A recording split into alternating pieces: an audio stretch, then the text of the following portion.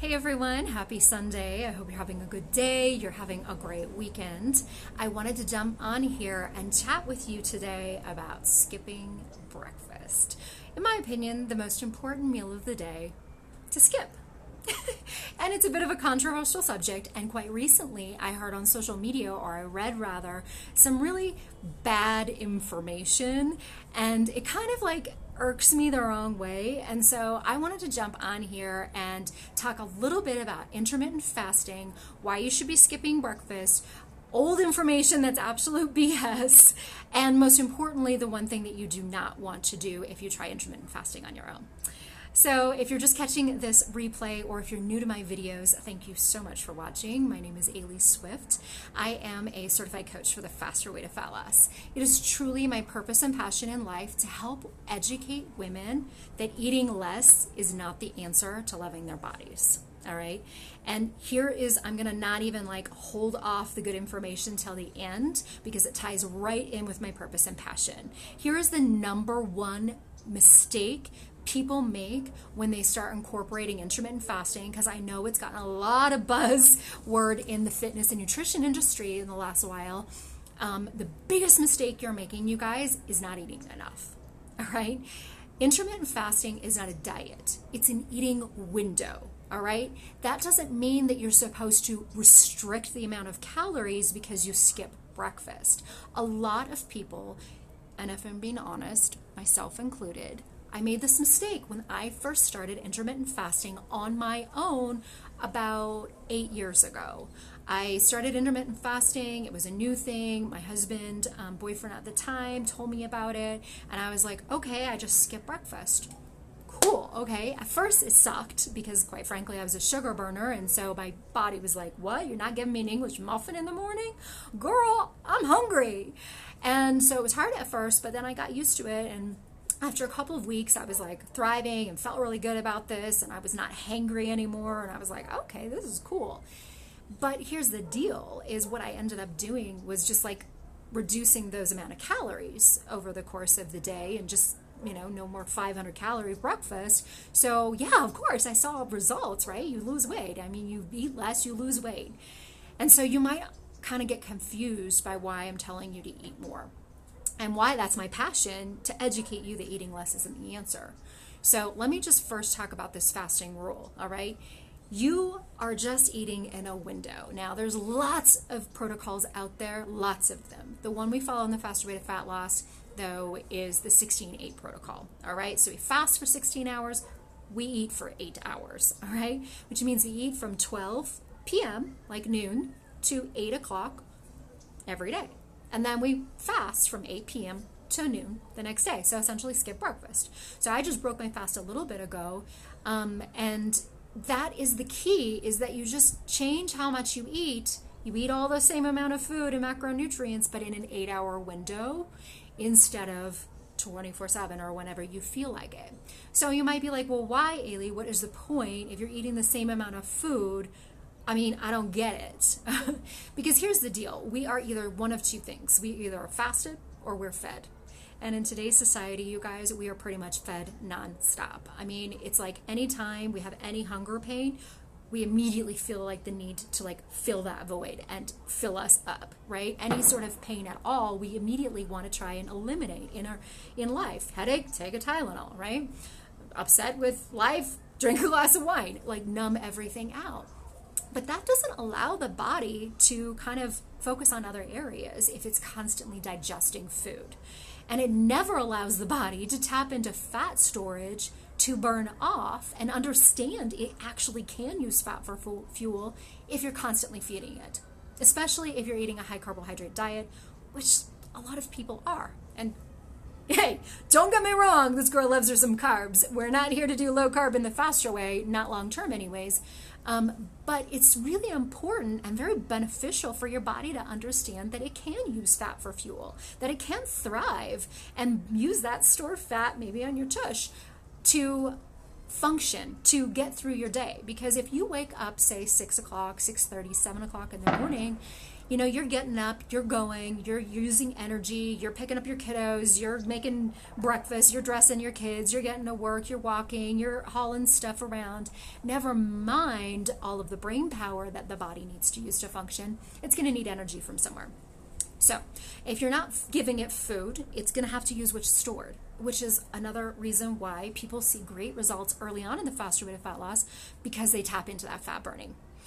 Yay, nothing's wrong with that. Beyond fat burning, though, intermittent fasting has so many other benefits because, as I said, if you're constantly not in a fed state, your body can focus on other areas that might need attention, and that can be really healing, you guys.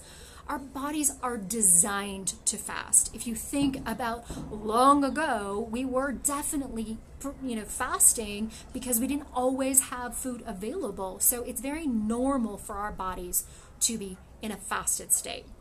Now, first of all, you're like, Ailey, breakfast is the most important meal of the day. That's what I've been taught. I mean, hello, we learned that from a long period of time. You guys, I mean, nobody in the food industry, especially in the breakfast industry, aka Kellogg's, wants you to know that you don't have to eat breakfast. I mean, it's a multi-million-dollar industry, like, if not more than that. I mean, I just made those numbers up. So why would they encourage you to skip breakfast when they've created all of these amazing and quick and easy and expensive breakfast meals and alternatives for you to eat? I mean, they wouldn't want that. So they're kind of keeping us in that space of thinking we need breakfast. And quite honestly, if you ever feel a little bit shaky or hangry or you can't focus unless you have breakfast, it's just because you are a sugar burner. It's not your fault. Your body has been taught to use carbohydrates for fuel, and it doesn't understand any other method.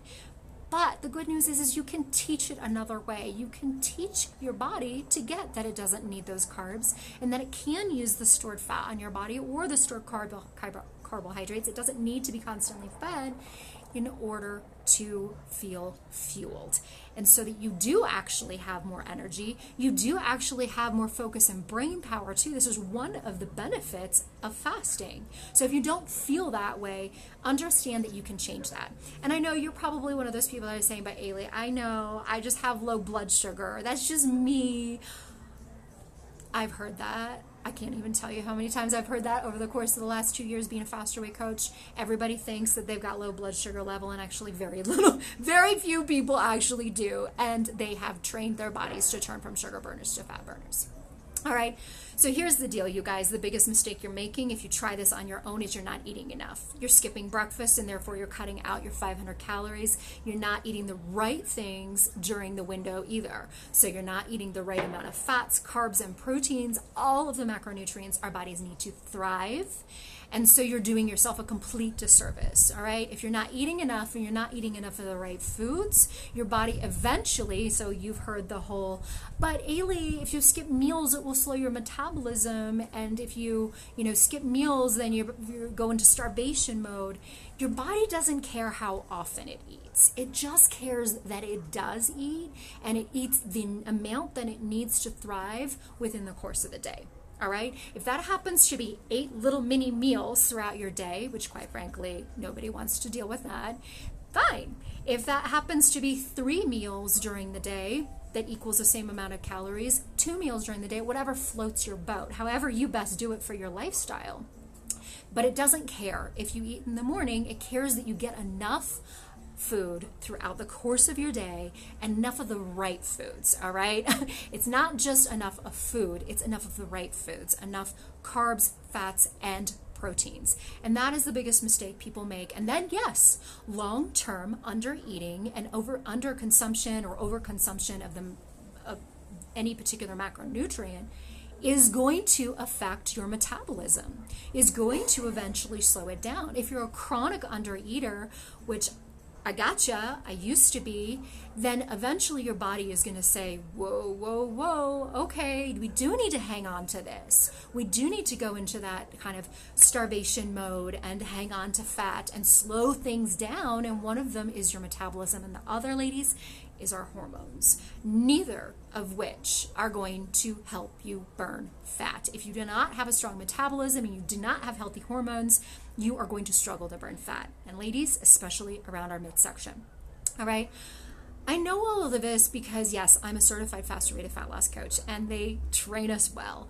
But I know all of this more importantly because I've been there, because I've done exactly what I've told you not to do, and I've seen the effects, and I've reversed it, and I've seen the rewards, all right? So I've started eating more, and I've started ensuring I'm eating more of the right foods, and I'm practicing intermittent fasting correctly for the first time, and my body is thriving, all right? It's not just the dress sizes that you've seen. I'm posting my progress pictures this week, although I haven't posted the final one.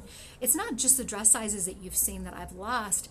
It's all sorts of things that have improved about my overall well-being, not just physical and emotional, but psychological as well. And I just spoke about this in one of my groups as well, about how I feel more emotionally confident, how I feel like I show up in life better, how I feel like I am more solid in how I handle and tackle things that life throws at me. All right. And I want to help you feel that way too. All right. Throw away the scale. It's not about that. I want to teach you how to fuel your body well, eat more, exercise with intention, which sometimes means less, and start to really take back your overall health and wellness.